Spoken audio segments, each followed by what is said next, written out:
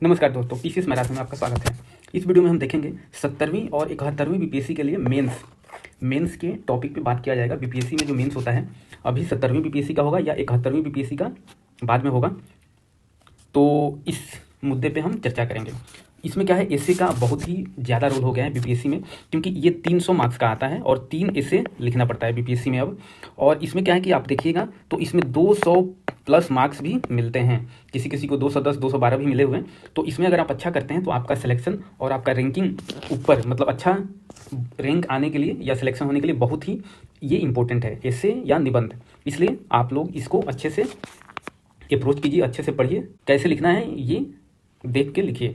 इसमें हम देखेंगे कि फ्रेमवर्क क्या होना चाहिए, कैसा होना चाहिए, कैसे लिखना होता है, अप्रोच क्या होनी चाहिए, और कोट्स किस्से या कविताएं कैसा यूज करना चाहिए।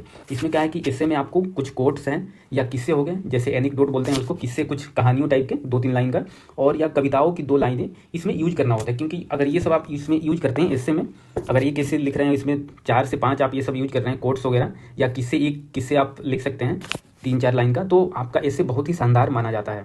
तो इसलिए ये सब बातों का ध्यान रखना चाहिए आपको। और मैं बता दूं कि एस्से में जो बीपीएससी का एस्से होता है, इसमें आपको एक एस्से लिखने के लिए 12 पेज दिया जाता है।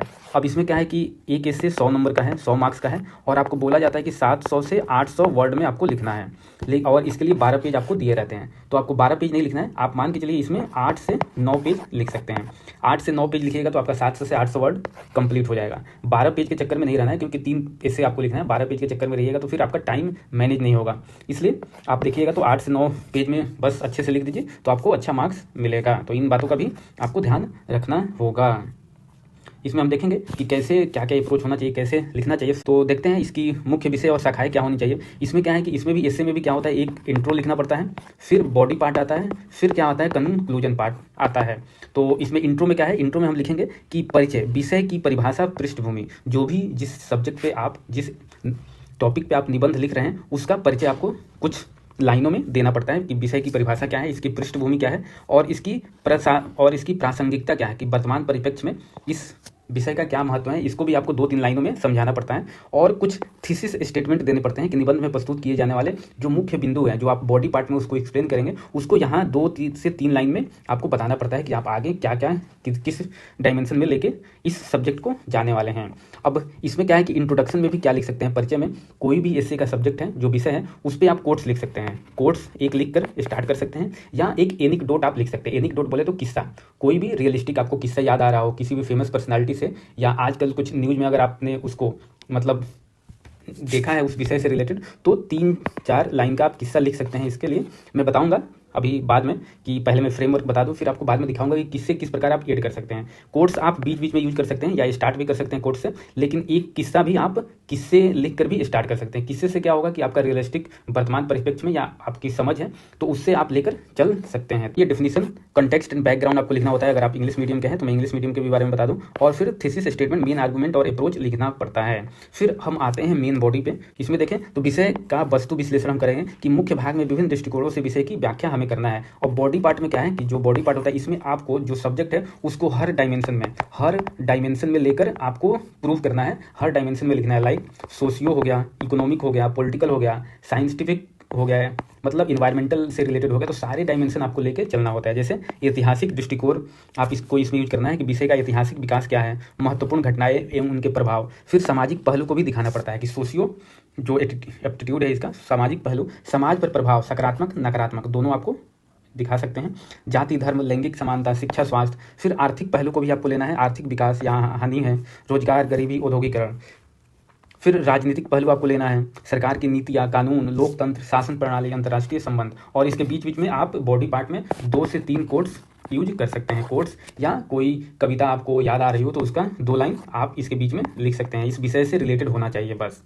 वैज्ञानिक एवं तकनीकी पहलू, नवाचार, विज्ञान की भूमिका, डिजिटल क्रांति, पर्यावरणीय प्रभाव, नैतिक एवं दार्शनिक पहलू, नैतिक दुविधाएं, मानवीय मूल्यों पर प्रभाव, सकारात्मक परिवर्तन की संभावना।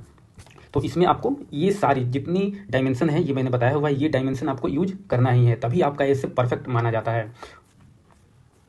Historical perspective, evolution of the issue over time, key events and their impact, social aspect इसका क्या है इस सब्जेक्ट का, effect on society, positive negative दोनों लिखना है, gender equality, education, health care, economic aspect इसका क्या होगा, इकोनॉमिक ग्रोथ और challenges, employment, poverty, industrialisation, political aspect क्या होगा, scientific and technological aspect, moral and philosophical aspect. तो ये सारे आपको डायमेंशन इसमें यूज करने हैं। फिर इसमें आप वे फॉरवर्ड भी अगर कुछ है इसके रिलेटेड उस सब्जेक्ट से रिलेटेड कुछ वे फॉरवर्ड है आपके पास या सोल्यूशन है, समाधान आप उस सब्जेक्ट का कर सकते हैं। तो policy recommendation, sustainable solution, public participation, तो ये आपको समाधान है, सुझाव भी देना है। नीतिगत सुधार, सरकार और समाज के लिए सुझाव, टिकाऊ समाधान, दीर्घकालिक प्रभाव डालने वाली रणनीतियाँ, जन भागीदारी, नागरिकों की भूमिका, और लास्ट में आपको निष्कर्ष लिख देना है, कंक्लूजन, कि संक्षिप्त इसका पुनरावलोकन, सकारात्मक दृष्टिकोण और प्रभावशाली उदाहरण या कथन। एक कोई किस्सा हो तो भी लास्ट में यूज कर सकते हैं, या कोई कथन हो, कोट्स हो तो वो आप यूज कर सकते हैं। तो इस प्रकार आप लिखते हैं तो आपका बहुत ही अच्छा हो जाएगा इससे। और इसमें ध्यान देने वाली बात है कि कोट्स जो होता है, कथन जिसको बोलते हैं, या कविताएं आप हर टॉपिक पे 3 मतलब 2 से 3 याद कर लीजिए। हर जो भी टॉपिक है, women empowerment, poverty, agriculture, scientific, education, जो भी है, तो हर टॉपिक पे आप 2 से 3 कोट्स, कथन या कोई कविता है उससे रिलेटेड है तो 2-2 लाइन आप याद कर लीजिए। 2 से 3, ज़्यादा नहीं करना है, 2 से 3 बस आप याद रख लीजिएगा हर टॉपिक पे, तो आप ऐसे में यूज कर सकते हैं। हम लोग क्या करते हैं कि 10 से 12 हर टॉपिक पे याद कर लेते हैं और वो एग्जाम टाइम में याद ही नहीं आता है एग्जैक्ट। इसलिए मैं बोलूँगा कि 2 से 3 हर टॉपिक पे अगर आपको याद है कोट्स, कथन, तो आपका इससे बहुत ही अच्छा हो जाएगा। और ये जो मैंने डायमेंशन बताया है, ये सारे डायमेंशन यूज आपको करते हैं, जो भी है, ऐतिहासिक, सामाजिक, आर्थिक, राजनीतिक, वैज्ञानिक, नैतिक, दार्शनिक, ये सारे आप यूज करना है। और अगर कोई डाटा हो, करंट में डाटा या इंडेक्स कोई आया हो, कोई रिपोर्ट आया हो, तो उसको भी इसमें कोट्स करना है, उसका डाटा भी आपको इसमें दिखाना है। तो इन सब तरीक़ों से ये सारी अप्रोच अगर आपके पास रहेगा तो आपका इससे बहुत ही अच्छा होगा। और आप मान के चलिए कि आपका 300 में 200 प्लस आराम से आ जाएगा। और हम हिंदी में देख लेते हैं यहाँ पे कि यहाँ विभिन्न निबंध विषयों पर प्रेरणादायक उदाहरण दिए गए हैं, मतलब कथन आपको याद रखना चाहिए। देखिए मैं 2 से 3 ही लिखा हूँ हर टॉपिक पे, तो बस यही आप याद कर लीजिएगा। या आपको ये चाहिए PDF तो मैं टेलीग्राम ग्रुप में डाल दूंगा, तो आप वहाँ से डाउनलोड कर सकते हैं। ये है जैसे शिक्षा और ज्ञान पे अगर इससे रिलेटेड टॉपिक आ जाए इससे लिखने के लिए, तो आप लिख सकते हैं कि शिक्षा सबसे शक्तिशाली हथियार है जिसका उपयोग आप दुनिया को बदलने के लिए कर सकते हैं। नेल्सन मंडेला, जो ये कोट्स दिया है उसका भी आप नाम लिखते हैं तो ये बहुत अच्छा माना जाता है। जो भी एग्जामिनर होता है उसको अच्छा लगता है कि जो बोला है उसका नाम भी आपको याद है, और ये अगर फेमस पर्सनैलिटी है तो और अच्छा रहता है। ज्ञान में निवेश सबसे ज़्यादा ब्याज देता है, ये कौन बोला है? Benjamin Franklin. अगर आप 1 साल के लिए योजना बना रहे हैं तो अनाज उगाइए, अगर आप 1 दशक के लिए योजना बना रहे हैं तो पेड़ लगाइए, लेकिन अगर आप जीवन भर के लिए योजना बना रहे हैं तो लोगों को शिक्षित कीजिए। तो ये क्या है? एक चीनी कहावत है, तो ये भी आप कोट्स कर सकते हैं, बहुत अच्छा कोट्स है। अगर हम तकनीकी और नवाचार की बात करें तो इस पर भी आप 2-3 याद कर सकते हैं, लाइक तकनीक एक अच्छी सेवक है लेकिन एक खतरनाक मालिक भी है। ये कौन बोला है? क्रिश्चियन लूज लैंग ने बोला है। सही दिशा में किया गया एक छोटा सा नवाचार दुनिया को बदल सकता है, एलन मस्क ने ये बोला है। प्रौद्योगिकी और मानवीयता का संतुलन ही वास्तविक प्रगति की कुंजी है, ये भी कोट्स आप यूज कर सकते हैं। महिला सशक्तिकरण की बात किया जाए तो इस पर आप कोट्स यूज कर सकते हैं, 2-3 ही याद कर लीजिएगा हर टॉपिक, तो बहुत है, इतना ही एग्जाम हॉल में वहाँ आ जाए आपका, इससे बहुत मज़ेदार, बहुत अच्छा, बहुत इंटरेस्टिंग हो जाएगा। कोई भी देश तब तक तरक्की नहीं कर सकता जब तक उसकी महिलाएं कंधे से कंधा मिलाकर न चले, स्वामी विवेकानंद। जब आप एक आदमी को शिक्षित करते हैं तो एक व्यक्ति शिक्षित होता है, लेकिन जब आप एक महिला को शिक्षित करते हैं तो पूरा समाज शिक्षित होता है। ये अफ्रीकी कहावत है, या ये गांधी जी ने भी बोला था। एक शिक्षित महिला एक सशक्त समाज की नींव होती है, ये यूज कर सकते हैं आप। पर्यावरण और सतत विकास पे, तो हम पृथ्वी को अपने पूर्वजों से विरासत में नहीं पाते बल्कि इसे अपनी आने वाली पीढ़ियों से उधार लेते हैं, ये अमेरिकन कहावत है। धरती हमारी माता है, इसे बचाना हमारा धर्म है, ये यूज कर सकते हैं। जब आखिरी पेड़ कट जाएगा, आखिरी नदी सूख जाएगी और आखिरी मछली मर जाएगी, तब इंसान को एहसास होगा कि पैसा खाया नहीं जा सकता, ये एक भारतीय कहावत है, ये यूज कर सकते हैं। तो बहुत ही अच्छी ये कोट्स है, कथन है, आप इसको यूज कर सकते हैं।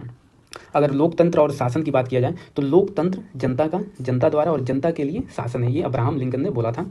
अच्छा शासन वह नहीं जो केवल सही निर्णय ले, बल्कि वह है जो निर्णय सही तरीके से ले।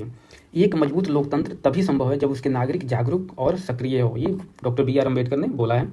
नैतिकता और ईमानदारी पे बात करें तो ईमानदारी वह है जो आप तब करते हैं जब कोई आपको देख नहीं रहा होता, CS लुइस। सही करने का समय हमेशा अभी होता है, मार्टिन लूथर किंग जूनियर ने बोला है। ईमानदारी किसी भी रिश्ते की नींव होती है। गरीबी और आर्थिक असमानता की बात करें तो गरीबी सबसे बड़ा अभिशाप है, महात्मा गांधी। गरीबी को हराना दया का नहीं बल्कि न्याय का कार्य है, नेल्सन मंडेला। संपन्न लोग सादगी से जिए ताकि गरीब भी जी सके, महात्मा गांधी। युवा और राष्ट्र निर्माण पर अगर टॉपिक हो तो आप लिख सकते हैं आज के युवा कल के नेता है, नेल्सन मंडेला। सपने देखो, विचारों में बदलो और फिर उन्हें कर्म में बदलो। डॉक्टर APJ अब्दुल कलाम, राष्ट्र की असली ताकत उसकी युवा पीढ़ी होती है। सामाजिक न्याय और समानता, जहाँ भी अन्याय होता है वहाँ न्याय के लिए खतरा पैदा होता है। मार्टिन लूथर किंग ने बोला है, एक न्यायपूर्ण समाज की नींव समानता और स्वतंत्रता पर टिकी होती है। डॉक्टर BR अम्बेडकर, जब तक समाज में सभी को समान अवसर नहीं मिलते तब तक वास्तविक विकास संभव नहीं है। नेतृत्व और प्रेरणा पे आए कोई कोट्स, तो इसमें आप लिख सकते हैं, एक सच्चा नेता वह होता है जो रास्ता जानता है, उस पर चलता है और दूसरों को भी प्रेरित करता है। जॉन C मैक्सवेल, सफलता अंतिम नहीं होती, विफलता घातक नहीं होती, महत्वपूर्ण यह है कि आप प्रयास जारी रखें। विंस्टन चर्चिल ने बोला है। नेतृत्व का अर्थ शक्ति से नहीं बल्कि सेवा से है, महात्मा गांधी। तो ये आप यूज कर सकते हैं। ऐसे ही हम अगर बात करें तो एनिक्डोट क्या होता है, किस्सा होता है। कोई प्रेरणादायक किस्सा हो तो इसको आप निबंध को रोचक बनाने के लिए यूज कर सकते हैं। जैसे मैंने बताया कि आप कोई भी ऐसे निबंध अगर लिखना स्टार्ट करते हैं तो उसके स्टार्टिंग मतलब कोट्स कथन से कर सकते हैं, या कोई एक किस्सा हो, रोचक प्रेरणादायक कोई किस्सा हो, तो उसको अगर आप यूज करते हैं तो कोट्स से ज़्यादा इसको अच्छा माना जाता है एनिक्डोट से, अगर आप स्टार्ट करते हैं तो। जैसे मैं 1-2 किस्सा यहाँ पे लिखा हूँ, इसको आप यूज कर सकते हैं। जैसे सामाजिक आयाम, अगर कोई सामाजिक सोशल से रिलेटेड टॉपिक है तो उसमें आप ये किस्सा यूज कर सकते हैं कि किस्सा है कि बिहार के एक छोटे से गांव में अंजलि नाम की एक लड़की रहती थी। उसके माता पिता मानते थे कि लड़कियों की शिक्षा व्यर्थ है, लेकिन अंजलि ने हार नहीं मानी। हर दिन कई किलोमीटर चलकर वह स्कूल जाती रही। बरसों बाद वह एक IAS अधिकारी बनी और अपने गाँव लौटकर लड़कियों की शिक्षा को अनिवार्य कर दिया। तो जो ये आप एनिक्डोट्स किससे यूज कर सकते हैं, ये कहाँ कहाँ पे प्रासंगिक होगा कि कोई लैंगिक समानता का टॉपिक है, शिक्षा का, सामाजिक बदलाव का, महिला सशक्तिकरण आदि विषयों पर अगर कोई निबंध आप लिख रहे हैं तो ये किस्सा आप यूज कर सकते हैं। अगर वहीं आर्थिक आयाम की बात करें तो इससे रिलेटेड एक किस्सा है कि 1991 में भारत भयंकर आर्थिक संकट से गुजर रहा था। सरकार को अपने सोने के भंडार को गिरवी रखना पड़ा था, लेकिन इसी संकट ने आर्थिक सुधारों को जन्म दिया, जिससे भारत आज वैश्विक अर्थव्यवस्था में मजबूत शक्ति बन गया है। तो इसको आप आर्थिक सुधार, वैश्वीकरण, आत्मनिर्भरता, संकट प्रबंधन आदि विषयों के लिए यूज कर सकते हैं। अगर राजनीतिक आयाम में बात करें तो ये अब्राहम लिंकन का किस्सा यूज कर सकते हैं कि अब्राहम लिंकन एक गरीब परिवार में जन्मे थे। किताबें उधार लेकर उन्होंने खुद को शिक्षित किया और कड़ी मेहनत के दम पर अमेरिका के राष्ट्रपति बने। उनके नेतृत्व में अमेरिका ने गुलामी प्रथा को समाप्त किया और लोकतंत्र को सशक्त बनाया। तो इसको आप नेतृत्व, लोकतंत्र, राजनीतिक इच्छा शक्ति, संघर्ष से सफलता आदि टॉपिक पे आप ये किससे यूज कर सकते हैं। तकनीकी आयाम का बात करें तो जब डॉक्टर APJ अब्दुल कलाम भारत के मिसाइल कार्यक्रम पर काम कर रहे थे तब कई बार असफलता मिली, लेकिन उन्होंने हार नहीं मानी और अग्नि मिसाइल के सफल परीक्षण से भारत को एक सशक्त रक्षा तकनीक प्रदान की। तो इसको साइंस एंड टेक, नवाचार, दृढ़ निश्चय, शोध आदि विषयों पर यूज कर सकते हैं।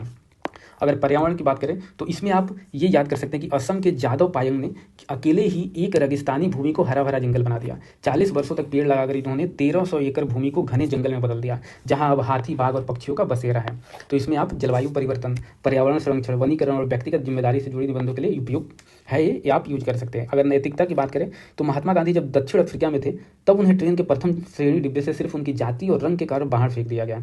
इस अपमानजनक घटना ने उन्हें हिंसा और सत्याग्रह की राह पर चलने के लिए प्रेरित किया, जिससे भारत को स्वतंत्रता मिली। तो ये आप इनसे रिलेटेड कोई भी आए विषय तो उस पर ही यूज कर सकते हैं। वही सांस्कृतिक आयाम का देखें तो 1947 में भारत पाकिस्तान विभाजन के बाद भी कला और संगीत ने दोनों देशों को जोड़े रखा। अमृता प्रीतम ने अपनी कविता वारिस शाह को पुकार में विभाजन की पीड़ा व्यक्त की, जबकि गुलाम अली और जगजीत सिंह की गजलें भारत पाकिस्तान में समान रूप से लोकप्रिय रही थी। तो इसकी प्रासंगिकता है कि सांस्कृतिक कला, विभाजन के बाद भी सौहार्द जैसे विषयों पर आप इसको यूज कर सकते हैं। तो ये आप कोर्स यूज कर सकते हैं। मैंने जितने ही बताए हैं ये इंग्लिश में है, तो आप ये एक बार देख लीजिएगा। टेक्नोलॉजी एंड इनोवेशन से, एजुकेशन नॉलेज, वोमेन एम्पावर से रिलेटेड, ये मैं टेलीग्राम ग्रुप में डाल दूंगा, तो आप वहाँ से डाउनलोड कर सकते हैं। तो यही मैं 2-3 लिखा हूँ, 2-3 अगर आप याद कर लेते हैं ना हर टॉपिक पे, हर सब्जेक्ट से रिलेटेड, तो आपका इससे बहुत ही अच्छा हो जाएगा। ये आप youth and nation building, social justice, anecdote वगैरह, सोशल डायमेंशन, इकोनॉमिक डायमेंशन सारा, तो आपका इससे बहुत अच्छा कीजिएगा। तो ऐसे ही अगर इससे का अप्रोच कीजिएगा तो आपका बढ़िया हो जाएगा। बाकी कोई डाउट हो तो आप कमेंट बॉक्स में कमेंट कर सकते हैं। चलिए मिलते हैं नेक्स्ट वीडियो में, तब तक के लिए नमस्कार।